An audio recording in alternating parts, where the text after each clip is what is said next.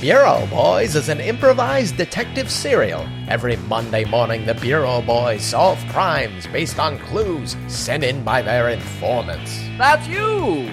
Go to thebureauboys.com to submit your clues, informant. This week's clue, brought to you by informant Jamie. They opened a time capsule. When we last left the Bureau Boys, they had left a huge stack of bodies at the county morgue. They had rummaged around through the body of a John Doe that was perhaps Abraham Simpson and found a division table that pointed them toward the elementary school. Narrator, I've got to correct you, you dumb son of a gun. Go on. The John Doe's presumed name wasn't Abraham, it was Arnold, of course. Why do I keep saying Abraham Simpson? Is it because of the DVD Simpsons box set that you gave me for Christmas? Thank you, by the way. You're welcome. That and you've been reading too much of the King James Bible. Is there ever too much Bible reading? Not in my good book. Narrator, quick question. In the non-King James versions of the Bible, what do they call Abraham? I don't know, I think it's Tom? Like that MySpace guy. Anyhow, the Bureau Boys find themselves... Did you have anything you wanted to add to the narration, narrator? Or should I just keep on going? Roll with it, baby. Okay, anyhow, the Bureau Boys rolled up to the elementary school that they, frankly, should be prohibited from rolling up to in their Mercury LeSable. Okay, Detective Potter, here's the game plan. We don't want to linger in this school for too long. One of those kids gets a good look at me, and we're toast. Not only do we not want to, legally we can't.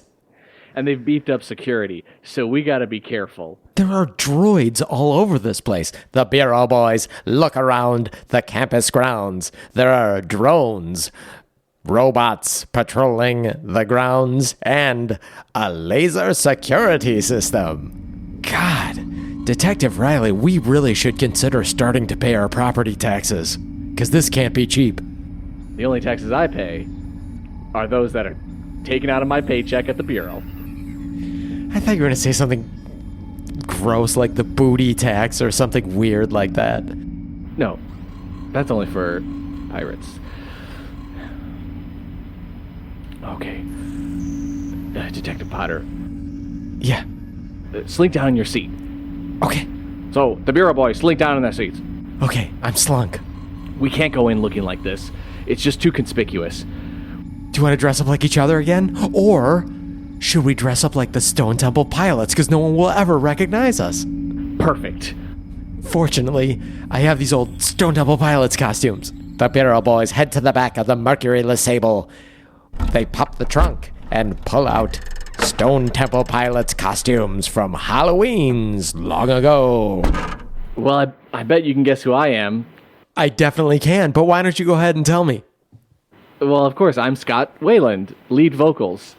Yes. And Detective Riley, I know you can guess who I am, too. Yeah, of course, you're Eric Kretz, drums. Did the drumsticks give it away? Detective Potter twirls a drumstick in his hand, looking real cool, but then pokes himself in the eye. Ow! Enough of the antics. Let's get out of this vehicle and roll right up to that mechanized droid standing guard at the front door. The Bureau Boys approach the mechanized sentry. What is your business, human? Oh, we're the Stone Temple Pilots, 2 out of 4, and we're here to play for the kids. For the cotillion dance?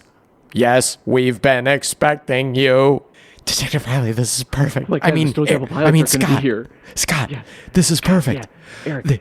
They were already expecting the Stone Temple Pilots. Really? I know, The Stone Temple Pilots are doing cotillions now? They're not as big as they used to be, in 92. I love Interstate Love Song.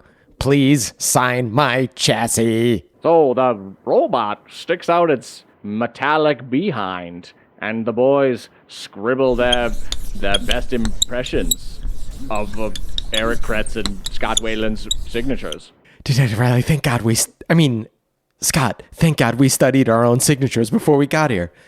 Proceed. That was close. The Bureau boys sidle into the school. Fortunately, everyone is distracted by the cotillion, for the Bureau boys have approached this school at night. Okay, this division table, Yes? it says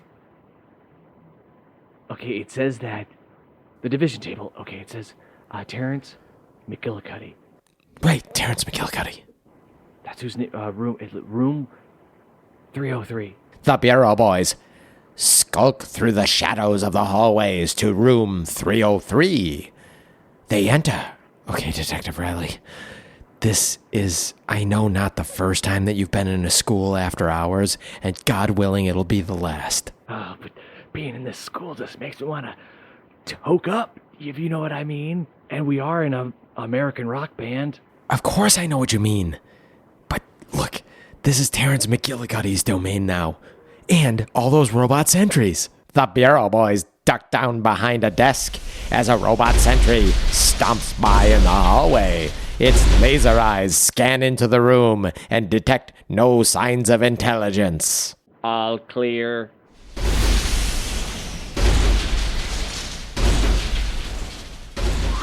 Oh, thank goodness. Okay, Detective Riley. I'll start going Check the desk. Yeah, let's both start checking through his desk. There's an argument to be made that it would be wise to split up. No. I'm scared, honestly.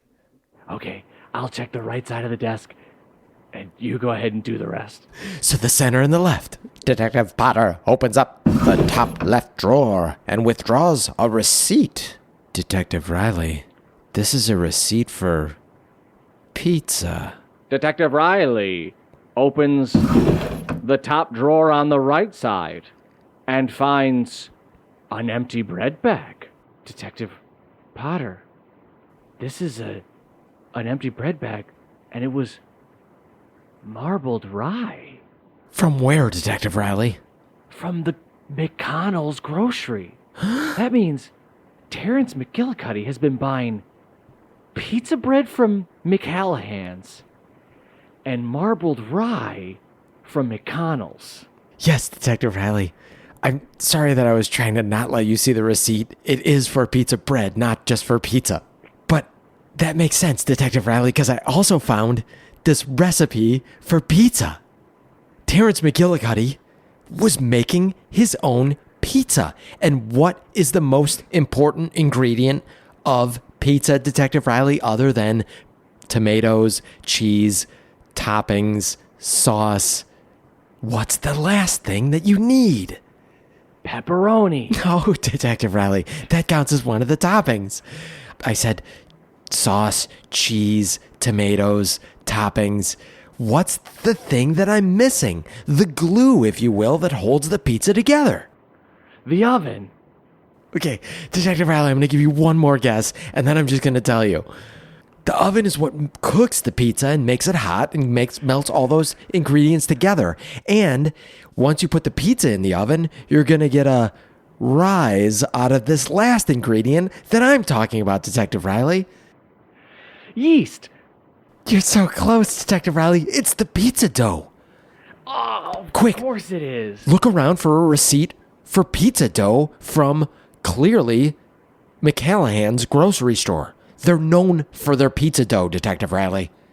Wait, the receipt you pulled out wasn't for McCallahan's? The receipt I pulled out was a Papa John's receipt, Detective Riley. It just made me think that he likes pizza. And then I found this recipe with a recipe for pizza. And then I put together that maybe he likes to make pizza using clearly the best pizza dough in the county, because if he likes Papa John's, Detective Riley, he likes good pizza. You don't have to tell me twice. And he probably likes big game hunting. So the Bureau boys rummage through the rest of the desk, pulling out books, slinkies, half-eaten apples, pens, couple porno mags. This guy's a real sicko. We should get him like we got that gym teacher, Detective Riley, but there's no time for that right now. It's just regular porn. The gym teacher was up to way worse things. Okay, Detective Riley, yes, this is regular porn, but having it at your desk in front of a bunch of school... What is he, cranking one out between second and third period? Okay, you're right. Now you've sold me. We're gonna hang him from the highest tree in Hill Valley. The old oak tree outside of our office? Yes, with the hanging branch. Okay, Detective Riley, Wait, hold on. Look. Go on. Underneath, caught in the chair wheel. Detective Riley stoops down and finds wedged inside of the little chair wheel. You know, narrator, on the rolly chairs, and how sometimes it picks up dust and... Gunk, yeah, gunk, and if you don't take care of those casters, they'll get all gunked up and it'll be hard to roll your chair. I get it, narrator. You don't need to spell it out. What is it, boy? What'd you find? I found a receipt under the chair. Detective Potter holds a biscuit out to Detective Riley and takes the receipt from between his teeth in exchange for the biscuit. Here you go, bud. Good boy. Detective Riley, it is a receipt. It's a receipt for McCallahan's. Detective Riley, this is for grosses upon grosses of pizza dough. Now, we saw back at Gordon Freeman's bedroom, he had bags upon bags from McCallahan's as well. He did. We were expecting McConnell's, but it was McCallahan's. Yes. And Terrence here, he's ordering from both of these rival grocery stores. Yeah, well, and I just found a bag, an empty bag, so he must be eating rye straight from the bag. Are you suggesting in Gordon Freeman's bedroom he's eating rye bread? No. Here, this is I found this bag of this empty bag of bread. It's a bag that used to contain marbled rye bread, but now it's empty. And Right, it's here in Gordon desk. Freeman's... Oh, in his desk. Here in Terrence's desk. Okay, Detective Riley, I think there's another piece of the puzzle that we might need to connect the dots here. Give me 1 second. Detective Potter rummages through the desk and finds Terrence's day planner. Detective Riley, I'll give you one guess who was in charge of booking the entertainment for tonight's cotillion. Patsy? No, Detective Riley, whose day planner did I just pull out of whose desk? Gladiola Simpson. Obviously, she's in on it. You know what, Detective Riley? No, it was Terrence. Terrence was in charge of booking Stone Temple Pilots for this event. And Stone Temple Pilots... Is us. Detective Riley, I love your commitment to the character, but no, we're not Stone Temple Pilots. You're sort of a dog person and you were a wolf at one point. I think you were raised by wolves. I don't know what your whole story is. But Detective Riley, Gordon Freeman loves Stone Temple Pilots. And guess who else loves Stone Temple Pilots, it would appear? Terrence. Terrence. Very good. Wow. All right. Well, that means I'm betting that both if Terrence is such a big fan of Stone Temple Pilots and Gordon Freeman is such a big fan of Stone Temple Pilots, then guess who's going to be at this Quintillion's performance tonight, starting in 30 minutes from right now? Detective Riley, I don't want to blow your mind even further, but considering the hard time we've had finding Gordon Freeman, do you think there's any possibility that Terrence is Gordon Freeman? The Bureau boys look at each other, shocked and awe, not knowing what to say or what to think. Say something, Detective Riley. Think something. Detective Riley's brain was filled with images of Gladiola hanging on that wall. Detective Riley, are you thinking about sex with Gladiola?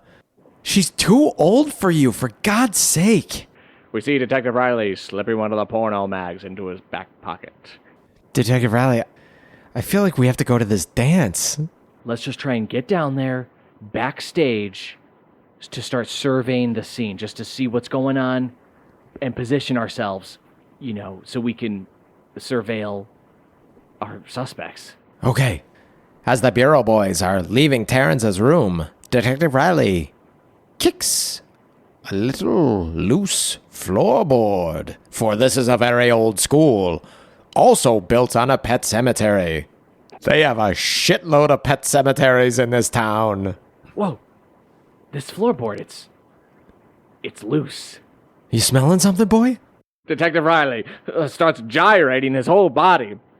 He gets down on all fours, rips the floorboard off, starts using his front paws to rummage through the old bones of mice and cats and Fidos and little snake bodies. Easy, boy. Careful with your paws. Who's here? Detective Riley hits his paw on a hard metallic container and yelps, "Oh!" Good boy. Detective Potter reaches for the container and pulls out what looks like one of those, bank things that they put stuff in and it goes up that pneumatic tube. A time capsule. That's what happens with those things when you put them in the bank. They go through time and get to your teller. Right? I know how they work. Narrator, you don't have to explain it to me. Okay, sorry. Didn't mean to explain that to you. Whoa. Detective Riley, were you just doing a Keanu Reeves impression? Because I think this is a time capsule. No. First of all, Detective Riley, Keanu Reeves is timeless. And also, this time capsule seems to have been here for ages. Ages and ages. Almost back to the time when Gladiola Simpson was in that portrait with that young man. Hey, she still looks good for her age. Back off. Oh, no, that's not what I'm saying, Detective Riley. I'm just saying that with it being buried among all these bones, it's clearly an older time capsule. Not from this year's class, is all I'm saying. I'm just saying, Detective Riley, don't make any references to this year's class. Because you already have a restraining order against it anyhow, and I think this is an older one. It's definitely older. You can tell because it's real metal, not that aluminum crap that they're making automobiles out of these days. The Bureau Boys twist off the lid of the time capsule. A faint hiss. Exactly right, narrator. I was getting to it. There was a faint hiss. I was a little more descriptive, so it took me an extra second to get to it. But forgive me, narrator. I'm just trying to get there. Why don't you tell us what brand of time capsule it is, narrator, since specificity is your thing? It's a Take Your Time-O-Matic time capsule from the Time-O-Matic Company circa 1909. The Bureau Boys gaze into the top of the time capsule and gasp.